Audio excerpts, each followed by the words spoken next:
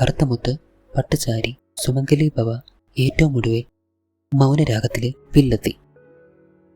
ചുരുങ്ങിയ സമയം കൊണ്ട് മിനി സ്ക്രീൻ പ്രേക്ഷകരുടെ മനസ്സിൽ കൂടുകൂട്ടിയ താരമാണ് ദർശന ദാസ്. പ്രേക്ഷകർ ഇരുകൈയും നീട്ടി സ്വീകരിച്ച ഒരു പിടി നല്ല സീരിയലുകളിൽ കേന്ദ്ര കഥാപാത്രങ്ങളെ അവതരിപ്പിച്ച ചുരുങ്ങിയ സമയം കൊണ്ട് മിനി സ്ക്രീൻ പ്രേക്ഷകരുടെ മനസ്സിൽ കൂടുകൂട്ടിയ താരമാണ് ദർശന ദാസ്. വില്ലത്തിയായി കറുത്തമുത്തിൽ തിളങ്ങി നിൽക്കവെയാണ് സാധാരണക്കാരിയായ ഒരു പെൺകുട്ടിയായി സുമംഗലി ഭവ എന്ന സീരിയലിൽ ദർശന പ്രത്യക്ഷപ്പെട്ടത്. അഭിനയ മികവ് തന്നെയാണ് ദർശനയെ ചുരുങ്ങിയ സമയം കൊണ്ട് പ്രേക്ഷക ഹൃദയങ്ങളിൽ ഉറപ്പിച്ചു നിർത്തിയത്. ഏത് വേഷവും തനിക്ക് അനായാസം വഴങ്ങുമെന്ന് തെളിയിച്ച നടി വളരെ വേഗമാണ് സുമംഗലി ഭവ എന്ന സീരിയലിലൂടെ മിനി സ്ക്രീനിൽ തന്റെ സ്ഥാനം ഉറപ്പിച്ചത്.